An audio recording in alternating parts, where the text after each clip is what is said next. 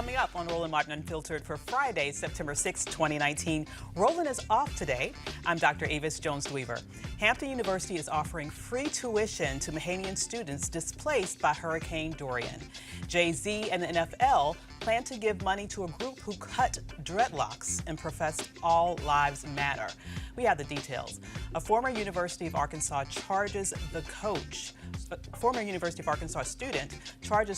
with racism and has a recorded conversation to prove it. And what's the future of African Americans in Bitcoin technology? We'll talk to the founder of Bitmari. Tamron Hall launches her new daytime talk show on Monday, and Roland caught up with her at the Essence Music Festival. Plus, Reverend Jamal Bryant talks with Roland about transitioning from Baltimore to Atlanta and AME to Baptist. Also, remembering songwriter LaShawn Daniels. It's time to bring the funk on Roland Martin Unfiltered. Let's go. He's got it. Whatever the biz, he's on it. Whatever it is, he's got the scoop, the fact, the find. And when it breaks, he's right on time and it's rolling. Best believe he's knowing. Putting it down from sports to news to politics. With entertainment just for kicks, he's rolling. It's on go, y'all. It's Roland Martin, rolling with Roland now.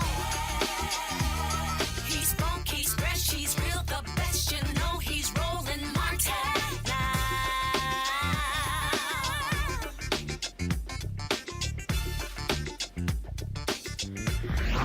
Martin. Hampton University said that it's partnering with the University of the Bahamas to offer a tuition-free semester as well as room and board at its Hampton University campus for students disabled by the storm. Students will have the option to stay at Hampton after the semester is over while paying university tuition and fees. Hampton University President William Harvey struck the agreement with Rodney Smith, president of the University of the Bahamas, who is the former administrative vice president and chief planning officer at Hampton.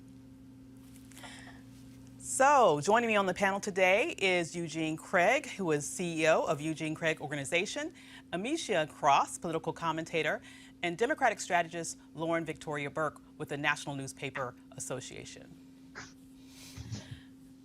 Now, that must be Eugene. That must be Eugene. So, ladies, what do you think about what's going on, first of all, with the Bahamian situation? It looks like such a huge, devastating tragedy. It's wonderful to see that that Hampton University steps up like this to be able to lend some help. What do you think?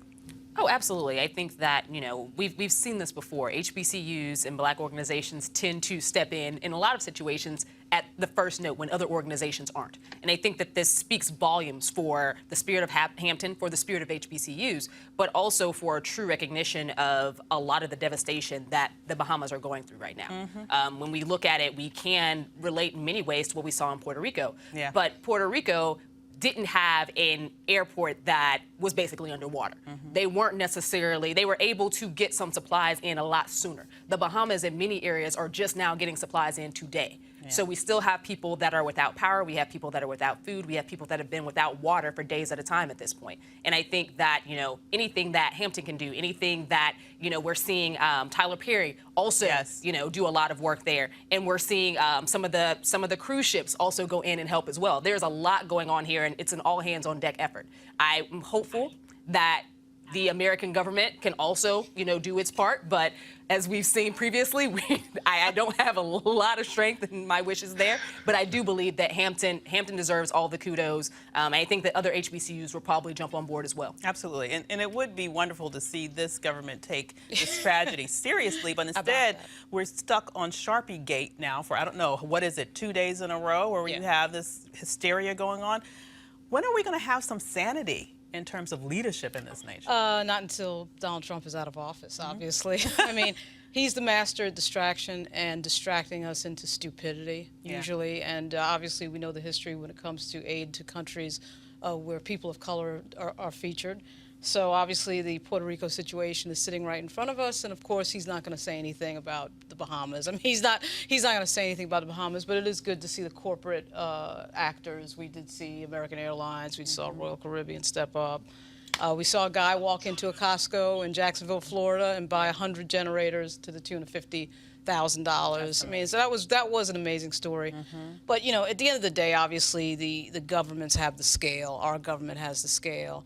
Apparently, the Bahamas does have a partnership with the Rhode Island National Guard, which I knew nothing I about. didn't know about that. Yeah, I know anything about that. But so they flew some planes in. I think it was today actually, to help. But would be nice if the President of the United States showed some leadership. It shouldn't all just be the UN. Yeah. I mean, Bahamas is right there. Obviously, it's a tourist attraction for many Americans and obviously many people around the world. So he could use his bully pulpit in a sophisticated way to help other people, but that's just not what Donald Trump does. It's not something I would come to expect, so it's not a surprise. Absolutely. I mean, he'd have to be a sophisticated person to use his pulpit in a sophisticated way. Exactly. So Eugene, in terms of your president, I'm really kind of sort of grasp what we should, obviously we're not going to expect much from him, but I'm thinking about the situation, particularly in the context of what we know happened to Puerto Rico, which actually is a U.S. territory. And even today, he's talking about taking millions of dollars away that was supposed to be used towards rebuilding Puerto Rico that still needs rebuilding, and instead diverting it for this wall project that he seems to be fixated on. I mean, at what point will we be able to find some adult throughout his administration that hopefully will be able to give people the help that they need, especially in moments of crisis?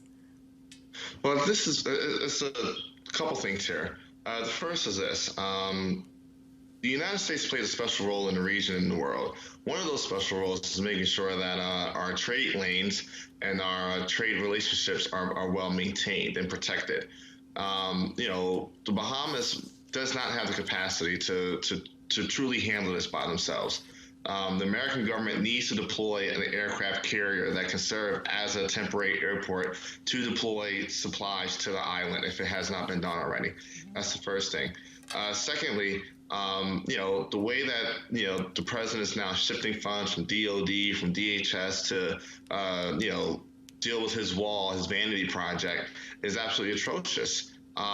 There's a report today of a school and a military base down there in Fort Hood that's not going to get built because the funds for it was taken and thrown towards the wall. What I think would be really interesting is to see how the president and the White House responds to the tragedy that's now taking place in South Carolina, North Carolina, maybe Virginia, depending on which way this storm goes, which are states that he absolutely needs to win in 2020. Absolutely. So we're hoping that at some point when we have some leadership that we'll be able to count on in the future to be able to step up to the plate. But in the meantime, where there is help that was coming in, we'll appreciate it any way that it comes. Absolutely. And so turning our attention to the next story, the controversy over Jay-Z and Roc Nation's deal with the NFL continues. The Crushers Club is one of two groups working with at-risk children in Chicago that received part of $400,000 in donations from Roc Nation and the NFL as part of their previously announced Inspire Change initiative. But the organization came under scrutiny recently when on social media posts like this showed up. This is Crushers Club's president, Sally Hazelgrove, cutting a young man's dreads off. They are also known for encouraging the phrase, all lives matter. I guess all hair doesn't matter, but to them, all lives matter and more. Are there organizations that are better suited for this kind of donation? Let's go to the panel and talk about this. I don't know about you guys, but I was absolutely furious when I saw that. I have locks. I've had locks for over 20 years now.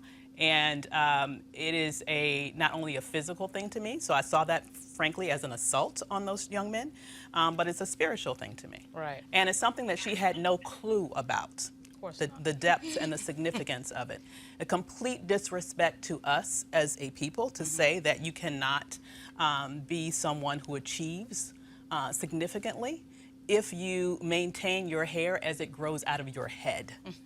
Right. Yet here she is with a helmet head, and her hair apparently is fine. Okay, so it's very interesting to me. What are your thoughts about this particular controversy? Yet another to come out of this interesting and controversial Jay-Z NFL collaboration. Yeah, I am not an expert on the Crushers Club, but obviously a picture is 1,000 words, right?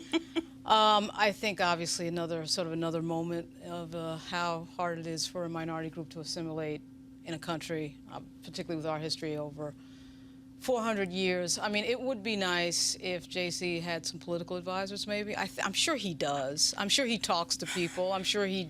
I think the only people he talks to are his accountants, apparently. Well, I mean, and again, I'm sure he's not a dumb guy at all. And Yeah. that's what kind of makes it even harder. Because if you're dealing with somebody stupid, then you would just be like, okay, he's stupid. That's what this is. Right. But Jay-Z is not a dumb guy. And so this is, disappointing on a lot of levels.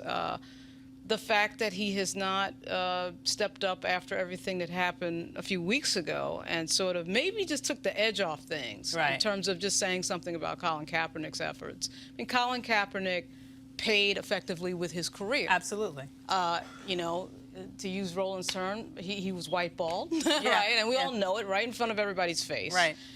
This is not the type of thing that we need to wait 40 and 50 years to figure out, as we did with Muhammad Ali and we did with Jack Johnson and so many other athletes who put, their politics and their personal beliefs before making the money and being popular. Right. So we know right now in real time what Colin Kaepernick had to sacrifice. Right. So it's not hard to figure out. Right. We're an information society. So this is not a good thing, and hopefully Jay-Z will. I have confidence that Jay-Z will figure it out and make a turn.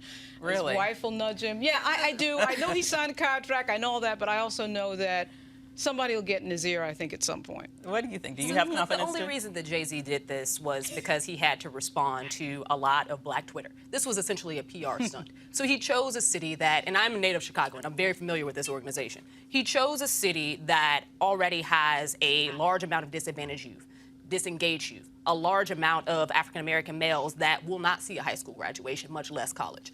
And coming off of, in the previous years, we had 3 years without a state budget, and a lot of those community organizations that serve those youth that are in turmoil had to face shutting down. And these were a lot of the Black-run organizations. This organization was well known for what it did to Black youth, in the same way that a lot of the charter schools in the city are very known for what they do to Black youth. It is destined assimilation. They tell you how you can wear your hair. They tell you what clothes you can wear. They try to change your vernacular. All of these things designed to shape you into what they feel is going to help you become successful. It has nothing to do with academics. It has nothing to do with your actual progress. It has everything to do with them erasing your culture and who you are. And I think that when you have an organization like this, it is important to call it out. I'm upset that just now it's getting a national resonation. Because this organization has been doing this for years and receiving a ton of funding at the federal level, at the state level, and at the local level to basically take young Black males and turn them into something else and tell them that what they look like, how they walk, and how they talk is wrong. And for Jay-Z, someone who is from Bed-Stuy, someone who has represented Black people for a very long time, someone who a lot of these young people actually look up to decide that this is the organization he wants to support. And I'll give it to you. I think that Jay-Z is a very smart man. Now, did he handpick this organization? Probably not. There was probably somebody along that line who did. But there should be something from him right now. He should be out responding to this immediately. I'm frustrated that he is not. Yeah, that is interesting. Don't you think, Eugene? I mean, all of a sudden he's MIA. He had a lot to say. He had a lot to say when he had this very well-crafted press conference where he's talking about, we're done with kneeling, as if he could speak on behalf of the entire Black community, right? But now, all of a sudden, when these controversies are happening, and particularly this one, which a number of people are finding especially egregious, you cannot find him anywhere. Where is Jay-Z? And also, what do you think can be done to correct course here? I don't really think that he can correct course here unless he comes out and somehow undoes what he did to basically stab Colin Kaepernick in the back. Y'all give me Slater and Hove while I'm trying to get a title deal. So it's a couple things here. I'm almost 100% sure he didn't handpick the organization, right? Absolutely. I'm also on the other end of it. His efforts don't start with the funding of this, grant that this organization received, and it doesn't end there. The broader effort that's going on with reform, goes well beyond anything this particular organization can do. We're all involved in the orgs, and we all understand to a degree how organization funding works. It's all a relationship, and so somebody in this organization, had probably an in with somebody either on the NFL side or, one of the organizations that Jay-Z is affiliated with, and was able to grab funding here to potentially try to solve a problem. I mean, we've all dealt with principals at a very high level. Also, times a lot of things are delegated, but at the end of the day, the blow up typically blows up in the face of the principal. I mean, Jay-Z literally currently wears his hair near free. So, it's I think he probably has to address it at this point because of the stir-up that it's caused. But I agree with Amisha. It is a response to Black Twitter, who sometimes can have a larger voice than they probably should. I think it's probably one of those things where we probably just sit back and watch take a holistic view of what's going on, but two, see where the actual hard efforts are going, and I would direct folks' attention to reform more so than what this particular organization does. Well, that's the question, and that's the big question. What the hell is where's the reform? Where's the beef, Jay-Z? I mean, I don't see it here. And what's interesting to me is that, he came out.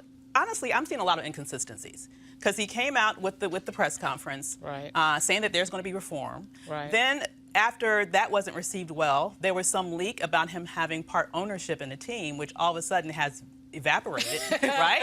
Apparently that was a lie. Okay, Right. where's Maury Povich when you need him, right? Because I believe if that was the case, they would have announced that at the actual press conference. Right. That would have made sense. Yeah. And now this comes out, and I agree. I'm sure he didn't handpick this, but this tells me that there was no honest attempt to really be involved in creating social change. It was about him creating a partnership with the NFL for his own benefit. David Chappelle was right when he said a long time ago, we need to stop looking at these celebrities as the thing that's going to correct stuff. Right? I believe that. I mean, this is a smarter celebrity. Jay-Z is a smarter celebrity, in my view, than most. But at the end of the day, he's a really good rapper. He's a really good lyricist. He's a really good rhythm guy. And he's not the best, but he's all right. Political scientist. But he's the same. He's the Not same political Jay-Z who scientist. blamed a lot of the So- community violence and a lot lot of the disengaged youth but on black fathers he's not making being a at deal. home. Oh, God. So I'm sorry. Like, I'm Thank not you. giving Jay-Z a pass here. Yeah, I'm giving him not a pass. Because but I'm that's saying ignorant, and it's also he's something that is a making Republican talking point. He's making Absolutely. a deal with a bunch of businessmen in the NFL. They want him to sit there He's as a the money black man. person That's to it. be their person of color that they're sitting next to at a press conference. Absolutely. That's his role in that moment, whether he recognizes it or not. So I'm not looking for Jay-Z to be the person in this moment that is absolutely the not. guy that figures this out. They're not making a deal I with agree with Reverend you. Barber, Well, the right? thing is If that- they're I making agree, a but I deal think with he Reverend fully Barber, then recognized I'd say, okay, then this is the place. I think he Right. fully But recognizes Jay-Z's it. an I think we're not giving entertainer. Jay-Z enough credit. I think he's a brilliant man. He recognizes it, and his pockets are getting full. Absolutely. He recognizes the thing is business this. deal, but we're The looking thing for is more this. than that, and Well, we should be. well, the thing is, You know? Jay-Z said it himself. He says, I'm not a businessman, I'm a businessman, Well, right? That's Right. what he said. And so, so he is, the thing- that is his priority with this. It's not about doing anything to advance the cause. And he was perfectly I would fine disagree. with throwing Colin under the bus. Well, where's the beef then, where's the- Eugene? yeah. So Where's the the thing beef? is this, reform, organization reform, $50 million funded, largely money pulled, personally by Jay-Z and other folk. They're currently bailing people out of jail. They're currently, That's not the fighting for the second NFL, step back. Eugene. They're- That existed prior. I'm not talking about that. I mean, it's very good that you brought that in, but that And is what I'm completely saying- irrelevant to this my conversation. point is that- We're talking my- about the specific deal that he made with the NFL in order to undercut the movement that Colin Kaepernick started, and in order to justify, that's the their movement. A white big part of balling that- of Colin a big- a Kaepernick. very big part of that deal- Where is the social justice action specifically in relation to his connection with the NFL? A very big part of that deal provides a funding mechanism for organizations to actually go out and be effective with what they're doing. Right, organizations like this that cut off people's hair, that is a and maybe huge organizations that blame black women for raising children. Are those the types of organizations they're going to continue to select? Absolutely not. Well- I mean, look. If we're taking a full holistic view of this, right? Yeah. You're taking a full holistic view of this. Looking at somebody just had an organization funded to the tune of $50 million with Van Jones at the head of it. Oh, With Van Jones that at the makes head me of feel it. a lot better. We're looking at we're dragging somebody over a mistake that we probably can't even actually attribute to them. In regards to Colin Kaepernick, If Hov said there was a conversation with Colin, I'm probably on the side of Hov to say there probably was a conversation with Colin. Yeah. But if we're keeping it 100 here, Colin Kaepernick probably needs to come out and say something himself. What? We've all been rocking with him for a couple years now. Look, he got his cash and did what he did. Eric Reed got his cash and did what he did. Excuse me. Is he not supposed to? And the ball is still moving forward. Well, nobody said that, look, there's one singular way to address this issue, or there's one singular path, or that Colin Kaepernick is the end-all, be-all in it. Let me just say this, Eugene. Good luck with getting your title deal. But I will also say, because you're doing a great job for it right now, I hope they really compensate you well. But let me just also say here, is Colin Kaepernick supposed to take a vow of poverty once he has let me finish. Once you have a group of owners colluding not to hire him anymore?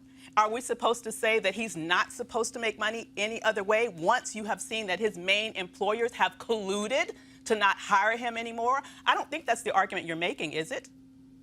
No, it's not the argument that I'm making. But the argument that I am making is, look, when Colin Kaepernick took a settlement in that particular case, which we all, supported him from day one, that kind of closed the chapter, the page on that chapter, and said, okay, what's the next steps forward here? Next step forward need to look like Second Step Act, reforms, more black DAs, more black state's attorneys, which a lot of things are coming out of the reform organization. We're entitled reform. Right.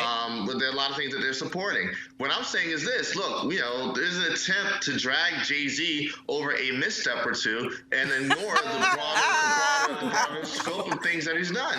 I mean, look, he was when Freddie Gray happened. He put up cash to get folk bailed out when judges were trying to hit people with $500,000 bail for breaking cop car windows. Once when again, Ferguson happened, he funded a lot of the folk getting bailed out. So it's not, it's one more time. I think this is something that's been largely blown up out of proportion in regards to the full scope of things. Okay, I think we're having somebody. Eugene, thanks. We got to bring in the rest of the panel. Legacy of work, okay, and then take one blip on the timeline and drag them and disregard the whole everything else that they're done. Is it just me, or are we conflating issues here? You should get a check after that defense. Yeah, you should get a check after that. It's his PR, that's his PR flack. I mean, give me a break, man. Sally Hazelgrove, who's cutting hair, has already apologized. Jay-Z has said nothing.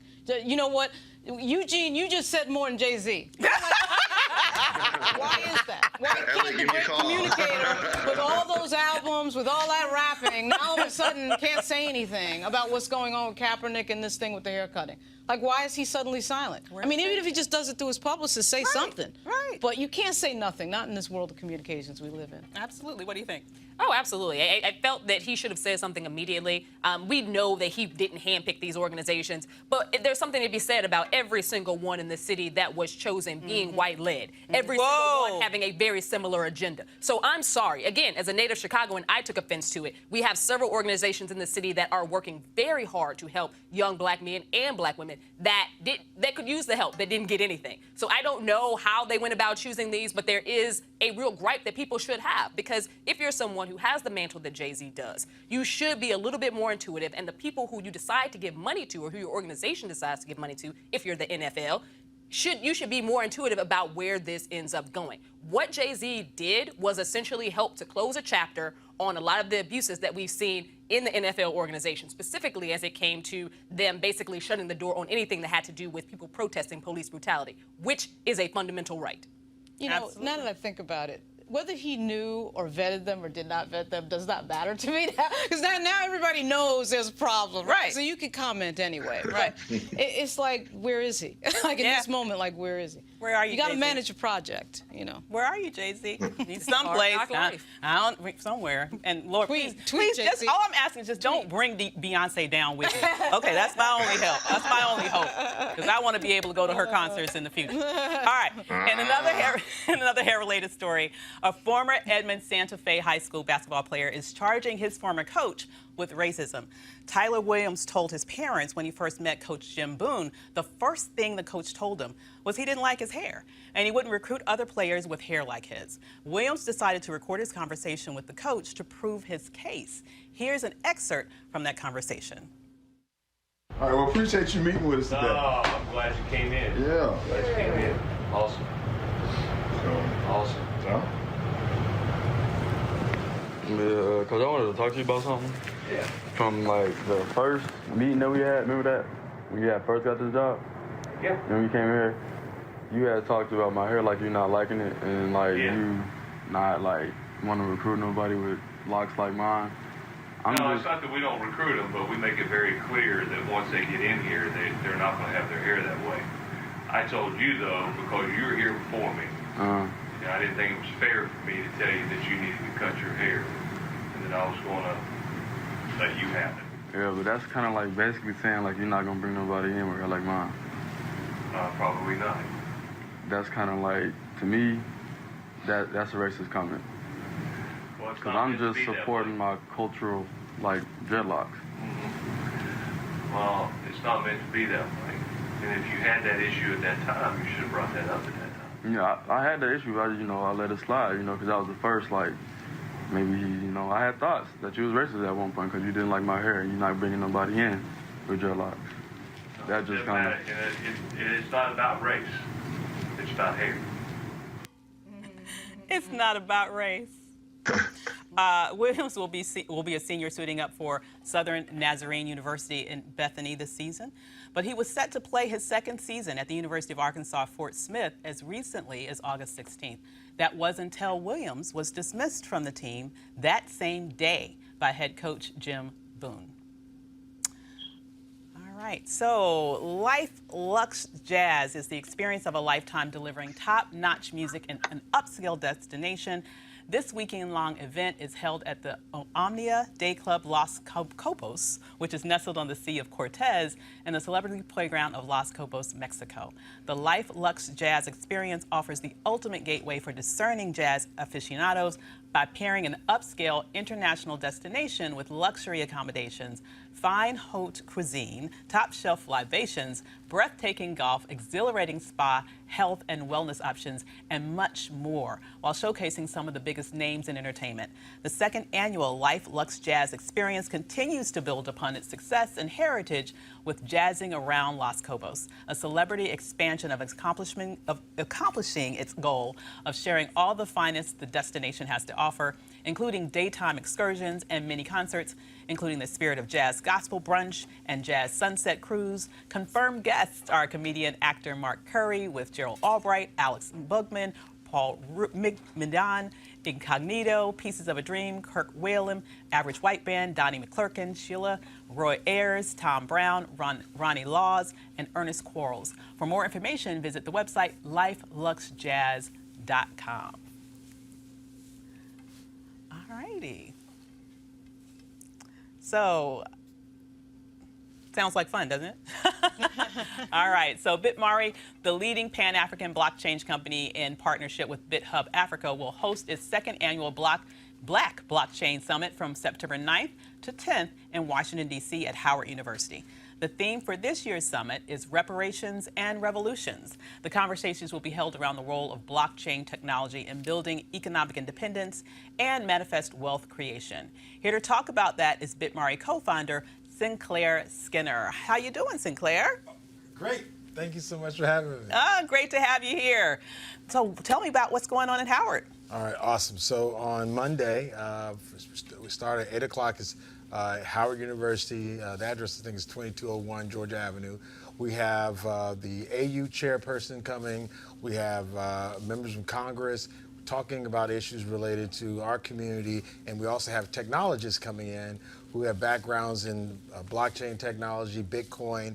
How do we use technology to make the changes? Instead of waiting for 2020 for elections to happen, how can we empower ourselves using technology to take control of our own lives? So that's the context of the event. And we have economists talking about it, as well as technologists, on how we can use this technology called blockchain to allow us to hopefully change some of these issues. So can you give us like a quick sort of 101 on exactly what this is? What is blockchain? What is Bitcoin? And how can we use it as a community to help ourselves? All right, so it's a technology. A blockchain literally means blocks of data that are connected together, okay? And these blocks of data, just like when we take pictures are like data. That's why we can send it. If you don't like it, there was a time you had to take a picture and get it developed at the corner store, wait and see if your eyes would close those out. We no longer use that. We now have data that can be transferred, saved. Well, in blockchain, it's encrypted data. That data can't be counterfeited. It wouldn't make a good exchange of value to use your pictures. Why? Because they can be copied. So then, you would know, okay, do you have it? But with this data is encrypted, and if you possess it, no one else can duplicate it. So now if I want to convey exchange of value, I have this data that's encrypted that no one can counterfeit, and I'd exchange it with you. So I'll say, I'll give you this amount of data if you give me this in return. That's what Bitcoin is. It's really just it's just data that's being created that's encrypted to allow us to do exchanges. But also in those blocks, you can save any other type of information. So when it relates to, like, one of our panels is 40 acres and a mule, talking about land and how do we control land. Well, in this same data, you can actually have, like, land rights. You could actually have a deed of property, so that if somebody ever tried to undermine you, like the government, there's a place where you can store it safely that's not controlled by the government.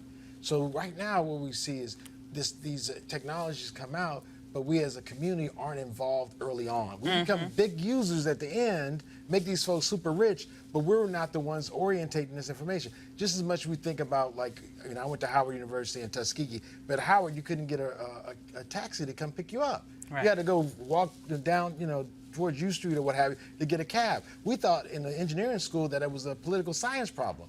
But when they came out with these rideshare applications, in many ways, it made a lot of that racism obsolete. Let me say it another way.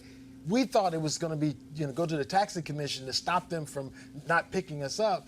But here comes a technical application using GPS and other technology that now gives people more flexibility in their choices to get picked up for the transportation. Well, they didn't do that to take away the humiliation we were receiving by not being picked up. These were folks in technology that saw an opportunity. We're saying that if we start at the beginning of these technologies, even though blockchain is still super early, less than really 10 years old, if we're there, we can actually leverage these technologies to help our community. Electricity was a technology. A lot of people were used to using oil lamps and said that electricity was too scary and it never worked. Well, electricity worked out.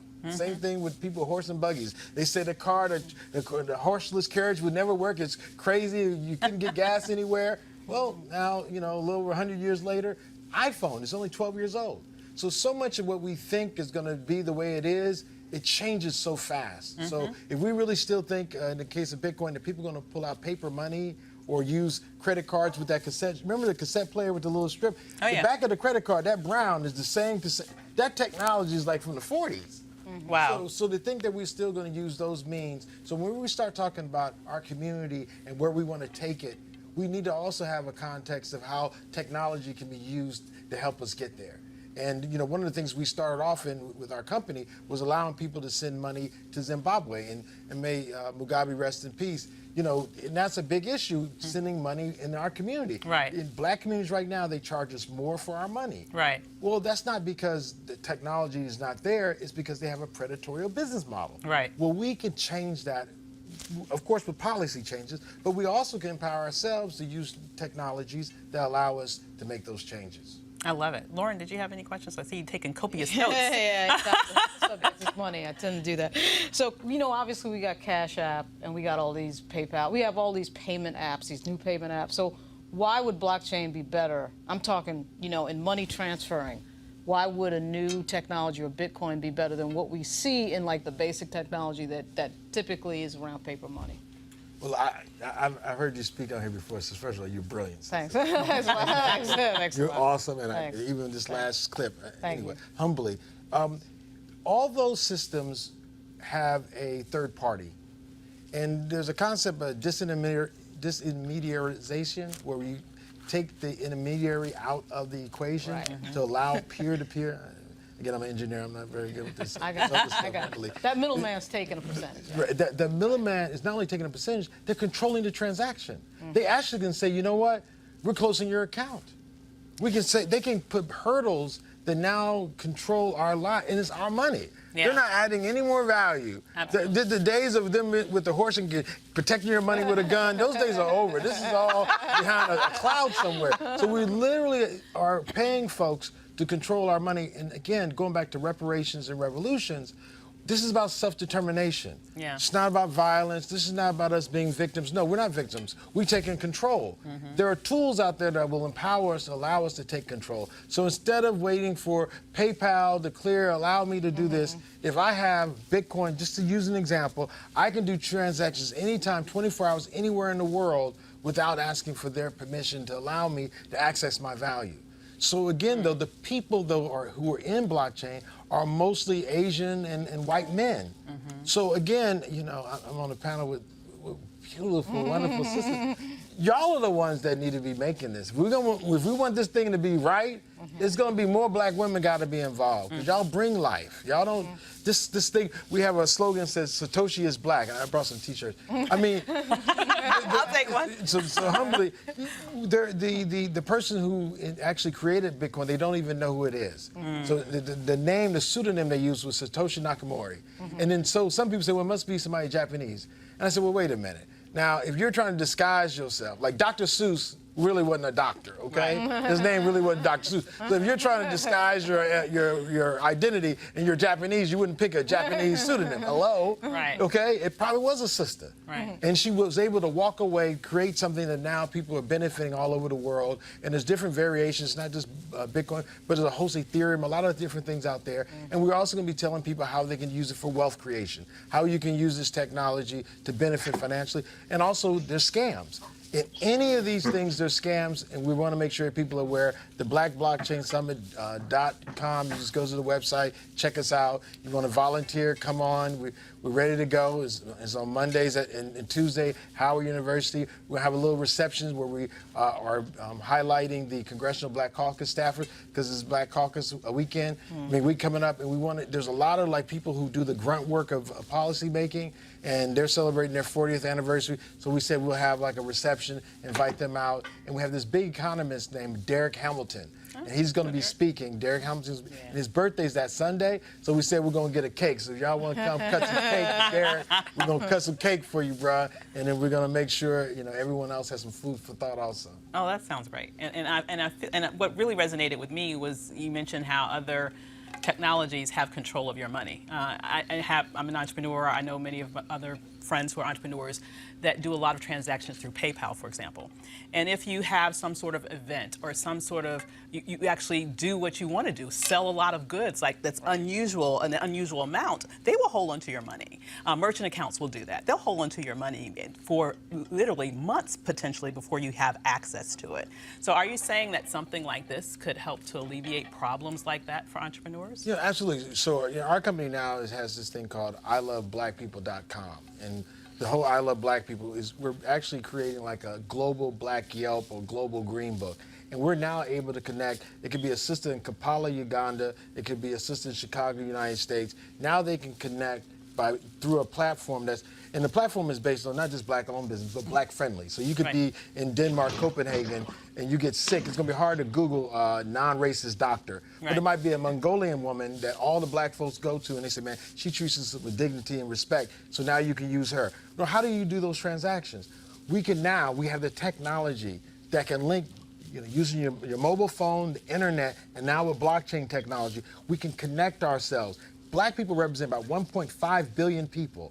So put it in context, Europeans are about 600 million to about 800 million. We're about the size of China, but we've been fragmented. Right. We're all spread out. China, and you go to China, you realize them ain't the same people. Like there's different tribes. I mean, they might all speak Mandarin or Cantonese, but them some different, you go one part to the other. Well, black folks, again, we've been separated, but we literally are very much the same people, but we don't have access. Now we have technology that can link you, that you don't have to have your money held, and you can actually work with folks you want to work with. And we say with this technology, one of the biggest issues has been racism for 500 years. We have technology now that we can change that. We don't have to wait for somebody to stop being racist. We can create a platform where we don't, we're not into violence, we're not going to eliminate racists, but we can actually eliminate your racist transactions by giving you a platform where you can, almost like a Black Yelp, verify that these folks are black friendly and or black owned, and do your transaction and give you the support for your business, as well as give black customers, which there are more black customers than black entrepreneurs. And when we pay, they're not giving us discount when they're racist. We're paying full price to get all around the store. Or if you go someplace and they say the hamburger is really good here, well, the hamburger might be great, but if they racist, they're not serving you on time. Right. So there's little humiliations that we don't have to. You know, we got to stop normalizing. And again, I'm here with your sister. It's just like sexism. We've normalized things too much. Right. We're the adults in the room now. We don't have to go for that. Even if we disagree on something, we don't have to go along with it. You go your way, do your thing. But I'm gonna go here where the people are happy to see me. Right. Right. Absolutely, I love it. So remind us once again where people can get more information. Okay, they can go to blackblockchainsummit.com. That's blackblockchainsummit.com. The event is on Monday. It starts at 8 o'clock in the morning. We still have, availability. Come check us out. We also need volunteers. It's a good way to meet some people as well as learn a lot about what's going on. And it's going to be on Monday, the 9th to Tuesday from 8 to 6 on Monday with the reception. Come check us out and cut some cake. And then on Tuesday, we have it from 8 to 2 o'clock. So definitely appreciate the opportunity, and rest in peace, Robert Mugabe. I just had one more shout out. Absolutely. Well, thank you so much for joining us. I learned a lot. Yeah, that was great. Absolutely. The music community is mourning the loss of one of its own, Grammy Award-winning songwriter LaShawn Daniels. Daniels, who helped write countless hits for artists like Beyonce, Whitney Houston, Jennifer Lopez, and Michael Jackson, died Tuesday as a result of injuries sustained in a car accident. Daniels was best known for his collaborations with the music producer Darkchild, with songwriting credits on R&B classics including Brandy and Monica's This Boy Is Mine, Lose My Breath by Destiny's Child, Telephone by Lady Gaga and Beyonce, If You Had My Love by Jennifer Lopez, and It's Not Right But It's Okay by Whitney Houston. He also appeared with his wife April on Braxton Family Values and Tamar and Vince. He was just 41 years old. Our thoughts and prayers are with the Daniels family and all who loved him. Okay, so Tamron Hall is launching a new daytime talk show on Monday, and Roland had a chance to talk to her at the Essence Festival in July. Here's that interview. I'm here with Tamron. You know what? Why you just gotta introduce me like that? This is when you've known somebody your whole life, and they tell you, why can't you let me be great? Why can't you let... Let's see everybody else. Your family never lets you be great. Tamron, who like Whataburger? We're gonna boycott Whataburger if they change. Oh, I shouldn't say that. I'm a guy. Hey, Whataburger. First of all, okay, they got, look, the family, private equity company bought them. They ain't changing. They still Texas born and bred. See, Roland and I are loyal Texans. And so when we got word that Whataburger was being bought by a Chicago company, and we both live in Chicago, that was a tough move. But we love Chicago, we love Texas, so hopefully they do right. They should have us in a commercial. Yeah, they should. I think they should. Real Texans like real hamburgers. Exactly. Call us Whataburger. Call us. We need to check. We need the bag. Secure the bag. We believe in getting paid. Let's be real damn clear. Oh, no.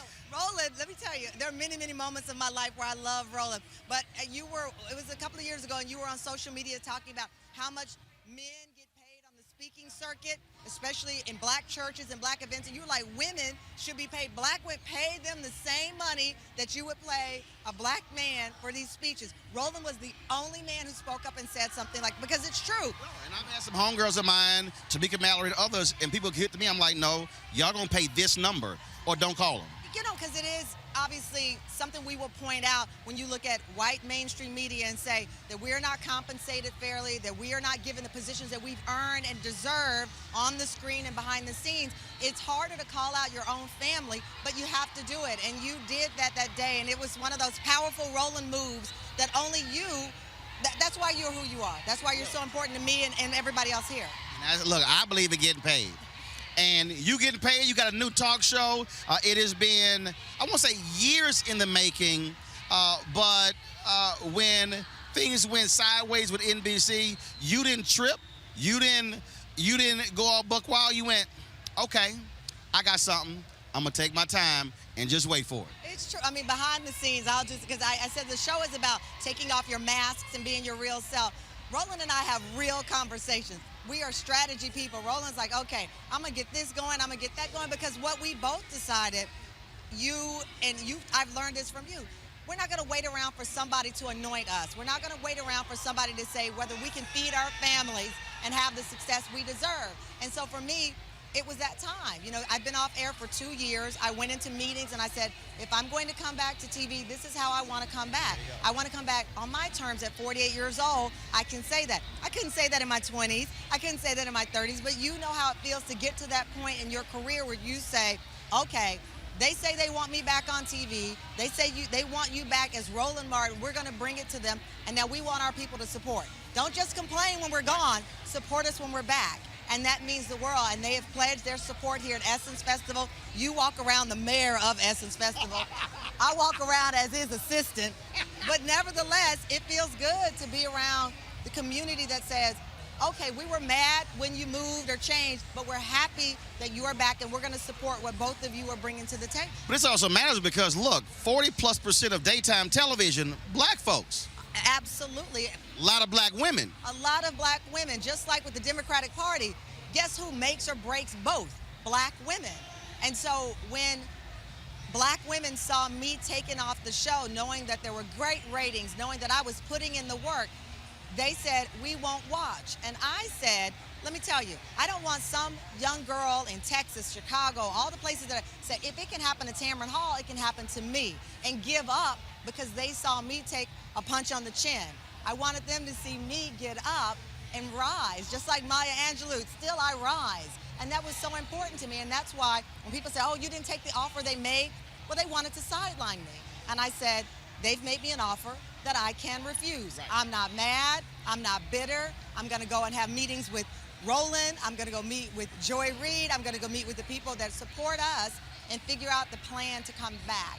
And so for me, it was very important, as it has been for you and the advice you've given me, is not get mad, don't get even, just get good, get great, get better. And that's what we've done. And what we're dealing with now, a totally different landscape where it used to just be broadcast cable. That's it. Now when you talk about daytime, now you talk about streaming services, now you're talking about digital. Now the gatekeepers are all over, they don't control access now. And then it's kind of like when you built an audience, now you can say, no, I'm gonna go do this.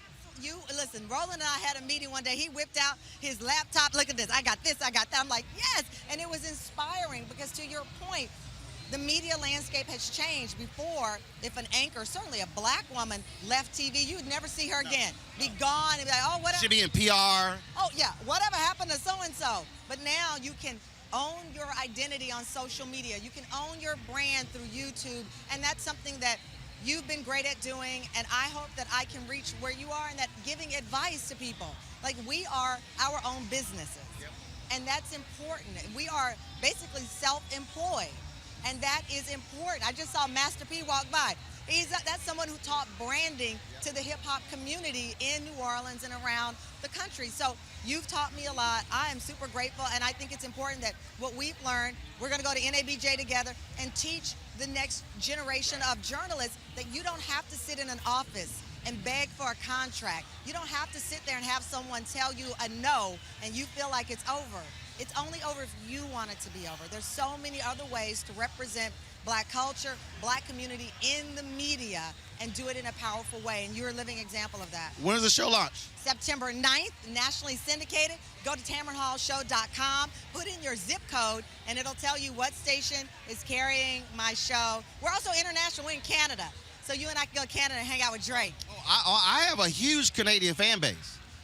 What is Yo, seriously. They have a thing called the Harry Jerome Awards. He was there, Jesse Owens. They have this annual awards deal, and I was the first non-Canadian speaker ever. Okay. And I was like, oh, y'all serious? This is like the biggest event in Canada for Afro-Canadians. Here's the deal. Pitbull is Mr. Worldwide, not. This is Mr. Worldwide. This is Mr. Worldwide. You ain't got no sense. All right, so when y'all see me tweeting her show and posting clips, don't be acting a fool, okay? I ain't getting paid to do it. I believe in supporting our people and backing them, and that's what's critically important. I love you. Love you as well, darling. And doesn't he look amazing? You know how we got it. My fashion game is okay until I get around this one. Look at this. Somebody got to do it. That's the real Peacock, not NBC. You silly girl.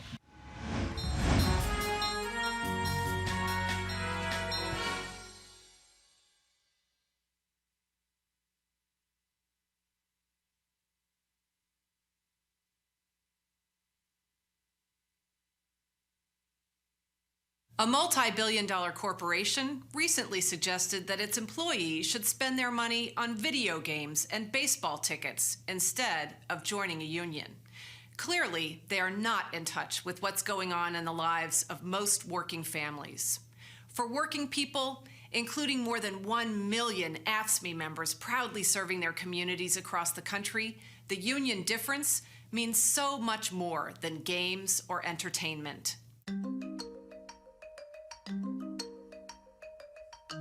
The union difference means we have a voice on the job and a seat at the table.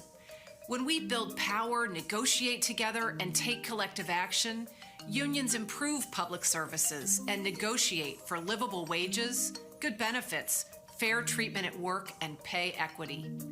The union difference means getting our bosses to say yes, even when they want to say no. It means having the power to get things done. The union difference is the difference between risk of injury and workplace safety. It's the difference between being understaffed and providing care and service we can be proud of. It can mean the difference between unfair treatment and due process. Being a union member means the difference between living in poverty and earning a living wage. The difference between the fear of being bankrupted by a medical emergency and the security of good health insurance. The difference between anxiety in your golden years and retirement with dignity. The difference between unpredictable shift scheduling and meeting your kids at the bus stop, joining them at the kitchen table, and being there for the most important moments. It all adds up to a lot more than what you can get from a video game. Unions mean power, dignity, respect, fairness. That's the union difference. That's the AFSCME difference.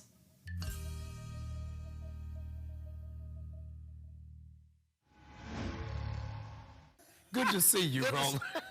Good to see you. Absolutely, absolutely.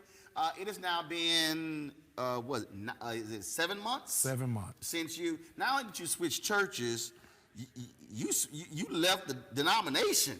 You went from the Methodist. Yes. You switched states. Yes. You go to Atlanta. It's Baptist.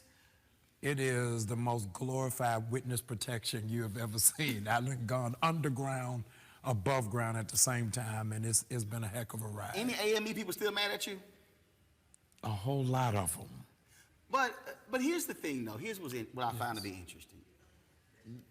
And I've always said this, because when people say, how did you go from the Catholic Church, and then you left to join a Baptist church, and then you went to this non-denominational, and I said, well, first of all, I said, when I read scripture, I said, disciples went from town to town to town. That's right. I said, and also, we are at different stations in our lives. Right. And so there are some churches that I went to at the right time. Right. But then when I grew out of that, I could not stay there for that level of teaching because I'd already gone here. Right. So it's like going from high school to get your undergrad, to get your master's and your PhD. Absolutely. I say, I think many of us, we are locked in to say, oh, I can't leave, when, no, if you're listening, God is like, no, I need you to go. Wow. Wow.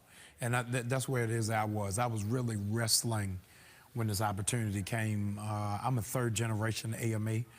My father was presiding bishop at the AME church. My grandfather was a bishop in the AME church. And my greatest weight was, what was Dad gonna say? So I went to my father and said, man, this opportunity is here. What do you think about it? He said, God didn't call you to a denomination, he called you to a people. So if that's where God is calling you, I'm with you. But I think people have the same problem. Yeah. Because what happens is, and I've had to counsel people on this. They literally said, Roland, how did you leave this church? I said, I grew.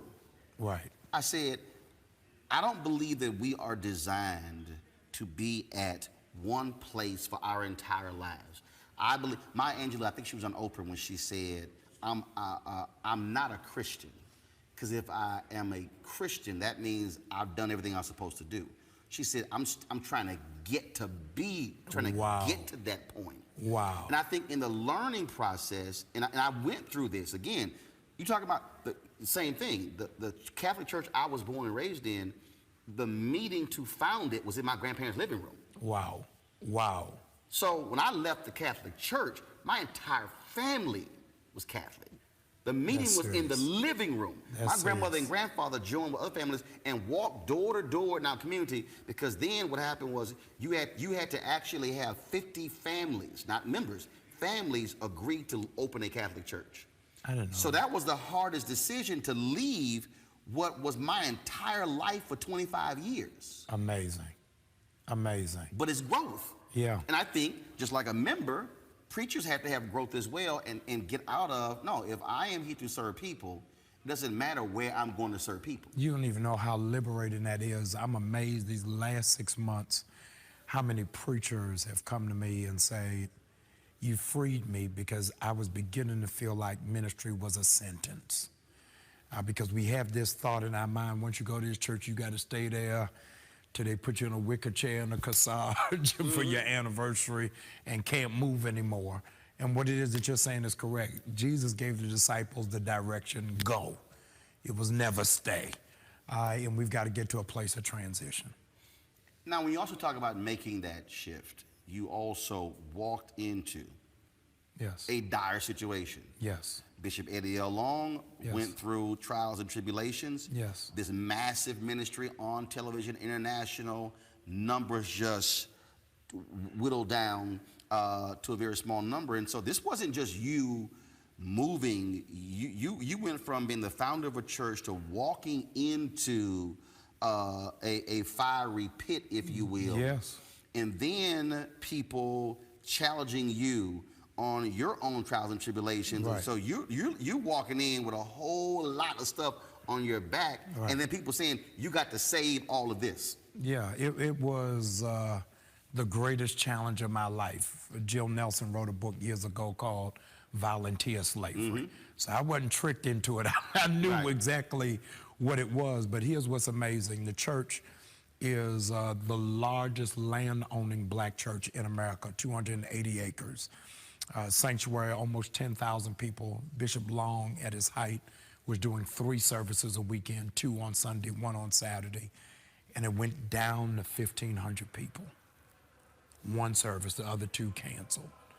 But that core group was so strong, Roland, many people thought it would foreclose, they would lose the building.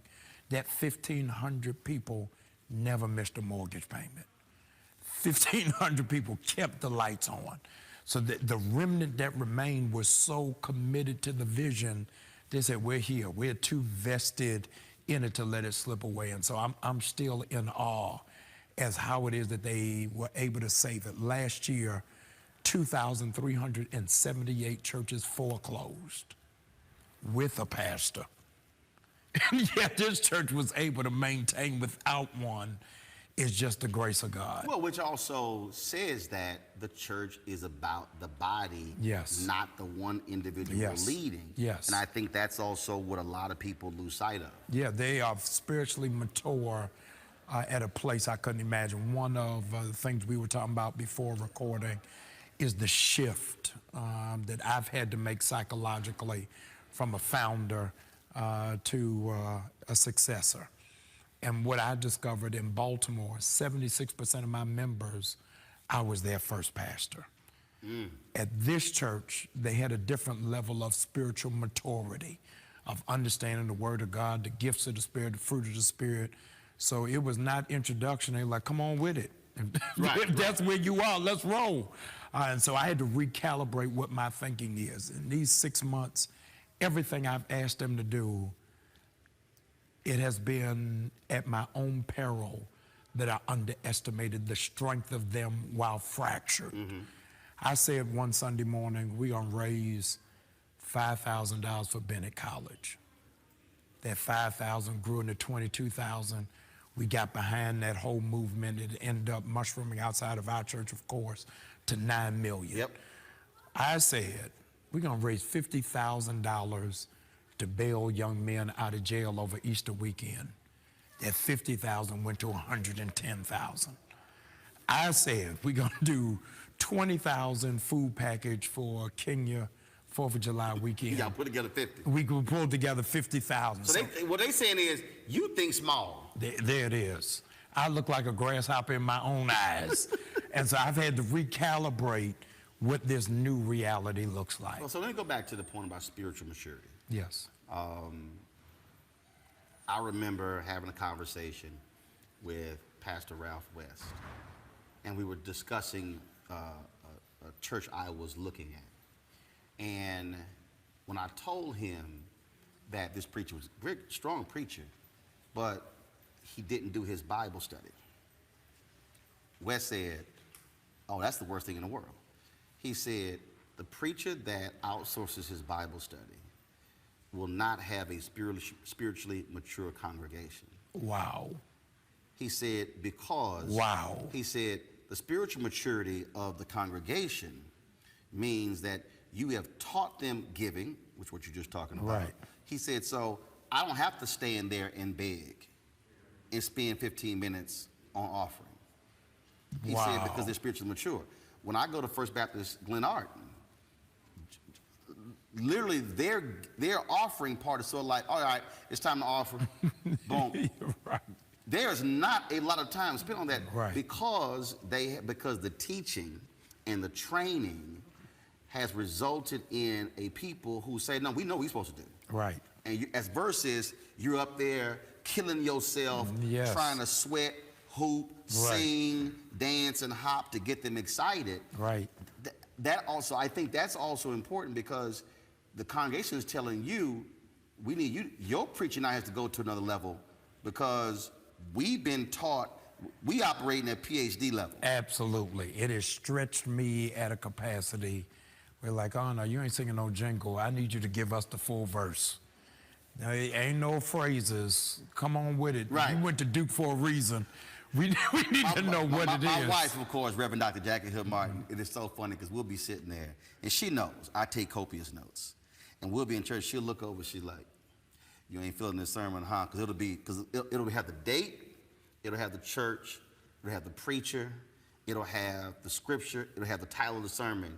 And if it's 2 lines below that, you ain't said nothing. Wow. No, literally. Wow. If I got 2 lines, you ain't, this is me. Right. Like, all right, there. What time is gonna be over? Right, right, right. The other thing that was a shift for me, you've been now to both churches that I've pastored, is that this is a older congregation. So my church in Baltimore was for 18 to 45-year-olds, millennials, Gen Xers, and I'm pastoring baby boomers. I called my dad the other week. I said, this is the first time in my ministry I said to one of my members, yes, ma'am. It's the first time I've had to say yes, sir, to somebody I'm supposed to be over. And so just what that shift is and what that represents is it ain't, you know, the back of Jet magazine just preaching the titles of the top 20 songs. Right. You got to go into a whole nother level. Then you dealing with Atlanta, the bastion of HBCUs, and they coming from Fisk and Tuskegee and TSU and Spelman. Like, all right, now, come on, give us a little something beyond 2 chains. You're going to use all of that Duke, Morehouse, and all the extra reading. That's right. It's like, no, you can't just come with it. Right, you sitting there trying to mention 2 chains. They like, when he gonna get to Charles Spurgeon? There it is. When he gonna get to Dietrich Bonhoeffer? There it is. Yes, I'm like, okay, say it for the people in the back. Yeah, so it's really been amazing, because since I've been there, there's a whole flush of young people and young adults who hadn't been there. My new members director said, Pastor, you're going to have to do a reorientation, because we don't know how to process these people. You know, we have processed people with church experience. There you go.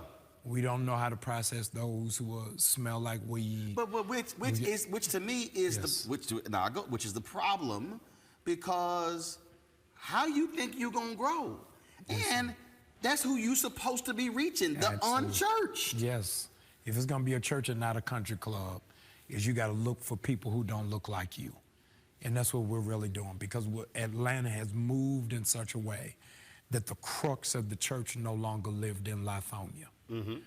They were coming in from Vinings and Sandy Springs and Buckhead.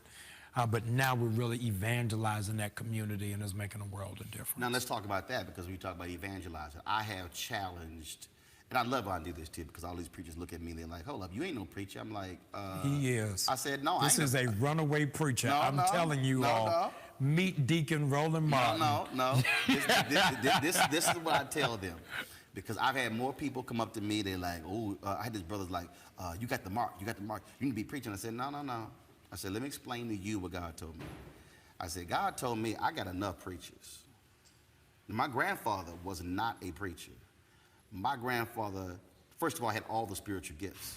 He had healing, he had the prophetic, he had all of that. Yeah. So I experienced that. He passed away, I think, when I was 15, so I experienced all of that. Knew the word Catholic. Right. Knew the word backwards and forwards. This is what I told him. I said, God specifically told me. He said, no, I got enough preachers. He said, Roland, in 5 minutes of radio, you talk to more people than most preachers will preach to in their lifetime. Period. He said, so I need you where you are. You in the 1%. So when I'm on television, when I'm on radio, when I'm on social media, and I'm talking about issues of faith, and I'm speaking to those, I'm bringing all of that, I am reaching folks that a pastor would be jealous of, and trying to get them to understand, because, and I didn't even realize this, somebody reminded me, somebody said, Roland, you the one who turned Jamal on the Periscope. It was something like that, somebody told me. And let me, just so y'all understand how I roll with technology. So he gets to Atlanta. That's right. That's right. Just let y'all know, he gets to Atlanta. And I'm sitting here, I'm online, and I'm looking at the New Birth Periscope feed. No, that ain't the Periscope feed. I'm looking at their Facebook page. Right. And I hop over to the YouTube channel. Nothing's on there. Nothing's on their Periscope feed. Nothing's on his feed. I said, yo, you know you got more people who follow you on Periscope, Facebook, and YouTube than the church does. I said, you need to go get this program, which will send y'all stream to all 6 platforms. So now it's not just New Birth, it's also going to yours as well. Now, y'all, he in the pulpit. Yes. Because I'm watching. Right. I said, these numbers are too low. He did. So for New Birth, we owe this man. He has turned around our media department. And before he is wise enough to ask for, we owe him a check. But I'm just gonna say thank you. They had some graphics. I was like, these some tired graphics. You need to go to this company. Because again, for me, I understand technology. Yeah, you do. And technology is so critical and valuable, and a lot of ministers, because they are not using technology. The reality is, if you are not technologically savvy, your church is going to be extinct in the next 5 years. It's the reality. When I was there that Sunday, when I visited, I was in town June 23rd or so. You like, look, y'all watching? Cash App? You like, I'm sorry, these are what people are using out there. A third of our giving is now online giving. A third of it. So I told them, listen, you know, if there's a ½ an inch of snow, Atlanta shut down. Right. Said, don't worry about it. If y'all will drop at my house a Roland Martin package, if I can turn all of this on, it don't matter what it is. We can just keep the ball rolling. And that's the thing, man. Because see, the reason this is so personal to me, because what the black church is dealing with, for me, is what black media is dealing with. Wow. Black media is literally doing it. Black media is dying like the black church is, because they refuse to embrace technology. The Chicago Defender this week printed their last printed edition. People have been calling me and BBC called me to get my comment on it, and they were like, it's so sad. I said, no, it should happen 5 years ago. They're like, wow. What? I said, I'm sorry, y'all. I said, I took over the Chicago Defender in 2004. It had not been a profit in 20 years. I said, I launched the first black news source audio podcast in 2005. Wow. First black video podcast in 2006. Wow. The owners were thinking like a lot of board of trustees of churches. They said, we just want to remain a small community paper. I said, I got to go. Because I understood this historic paper could actually be a national and international brand. And to build it, I said, no, I can't do small like y'all. I left. And that was the same thing. And so they literally are doing things today that I had implemented 15 years ago.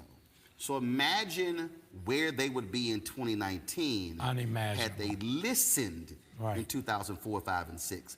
To me, I just think the black church is the same way. That's where the Baltimore Afro-American newspaper is going in the same way. They have 1 million followers now on Facebook, but nowhere near that in circulation.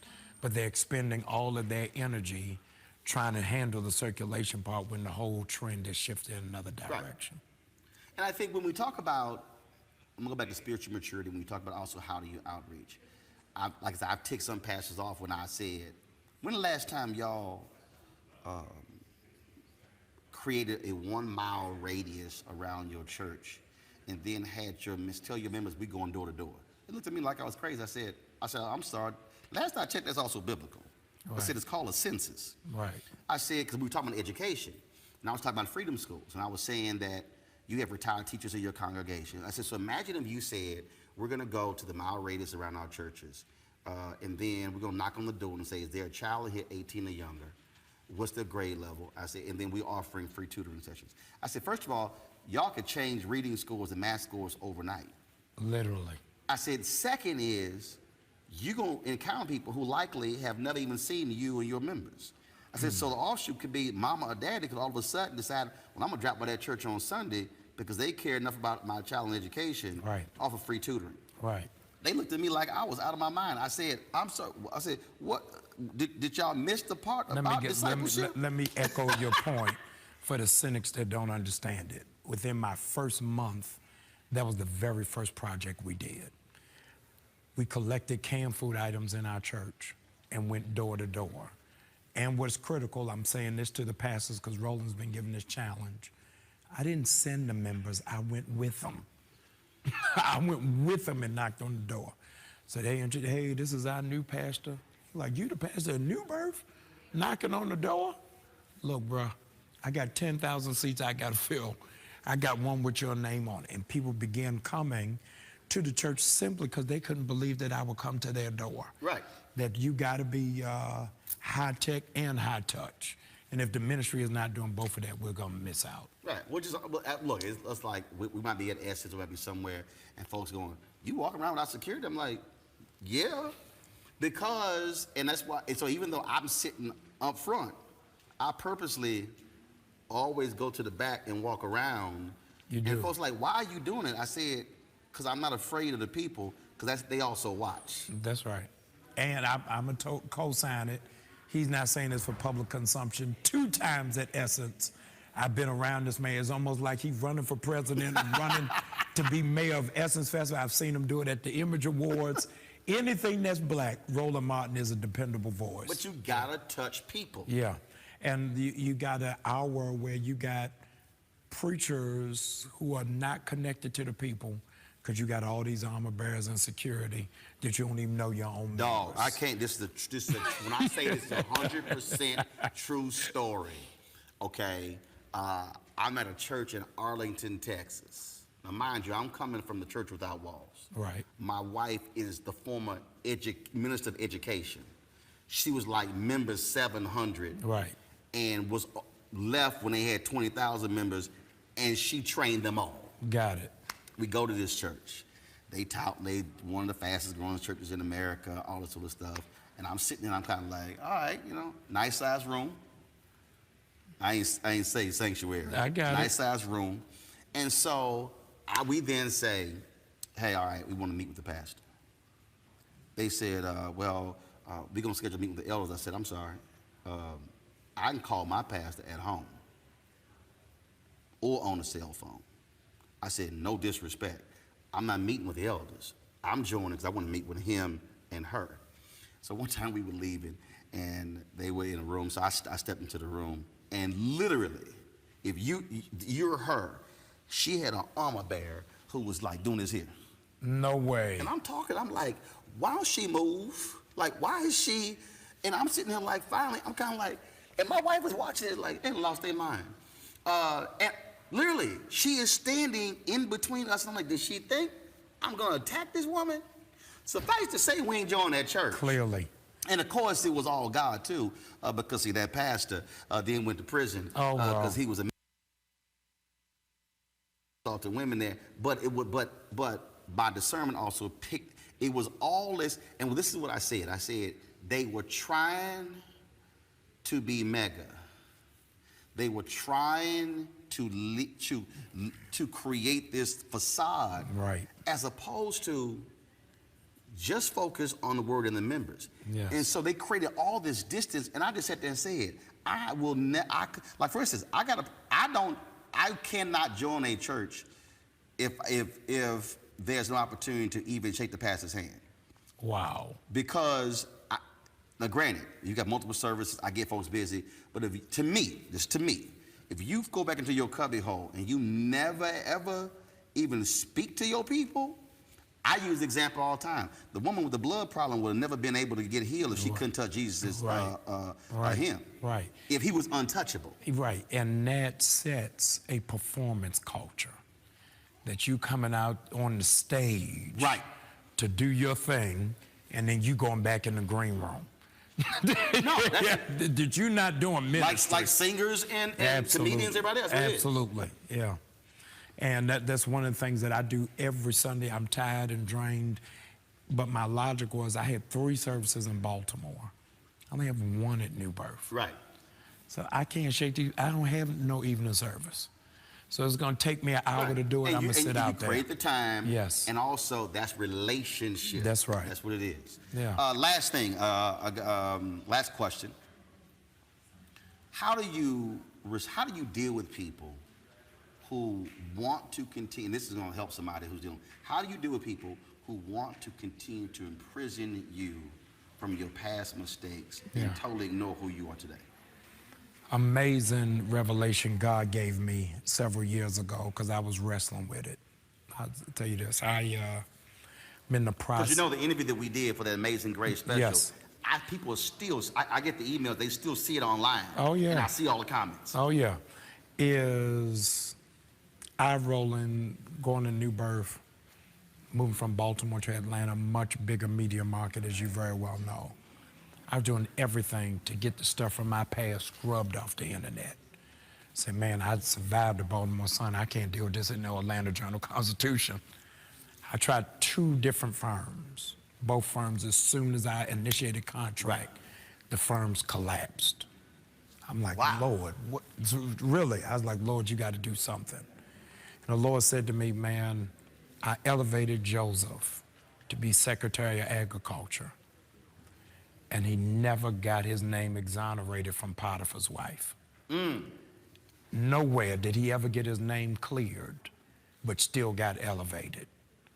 And God says, I need to see, will you trust me to bless you with a bad name?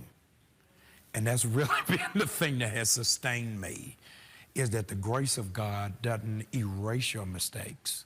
It blesses you in spite of your mistakes. And so I've been able to stand and navigate, not as if it didn't happen, but I am where it is that I am, quite frankly, because of what happened. And transparently, had I not gone through the moral failures and the ethical crisis, I wouldn't have been prepared for where I am. So because of what I went through, Morehouse didn't get me ready for this. Didn't get me ready for this. But going through my own cycles of life helped me to prepare for where it is that I am now. All right. Thank you, sir. Always love you. Man. You look good, even sir. Even if you're a captain. Even though. Thank you. Absolutely. So that concludes this edition of Roland Martin Unfiltered. I hope you enjoyed the show. Listen, if you like what you see here, you've got to go to RolandMartinUnfiltered.com and join the Bring the Funk fan club. We can keep doing this for as long as you support, and we have to support our own, right? So tune in again on Monday when Roland will be back with a very interesting conversation about how Black women face the most online abuse than any other group. That should be a very interesting discussion, right? Until then, I'll see you. Dr. Avis here. See you over the weekend. Bye. Holla.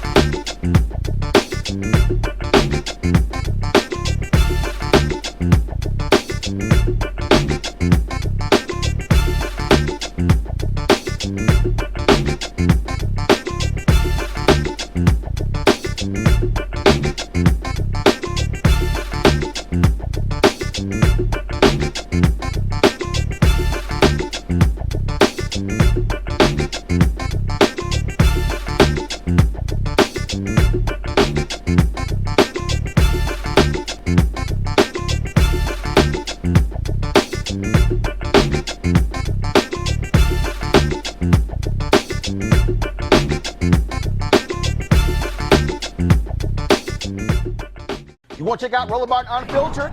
YouTube.com/Roland S. Martin. And subscribe to our YouTube channel. There's only one daily digital show out here that keeps it black and keep it real. It's Roland Martin Unfiltered. See that name right there?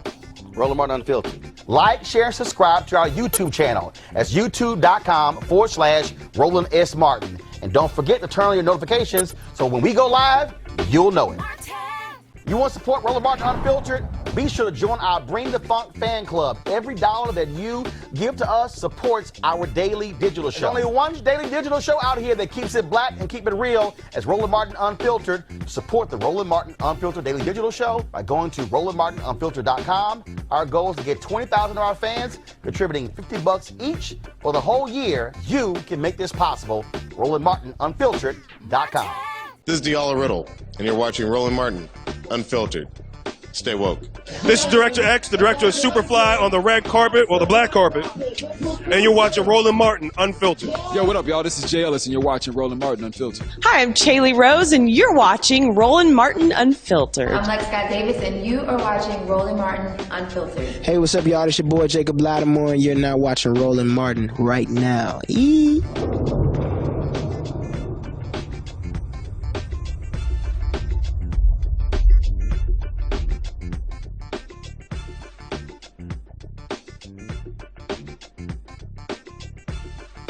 Hey fam, want to check out Roland Martin Unfiltered? The blackest show on all of digital, cable, and broadcast. Check out our audio podcast.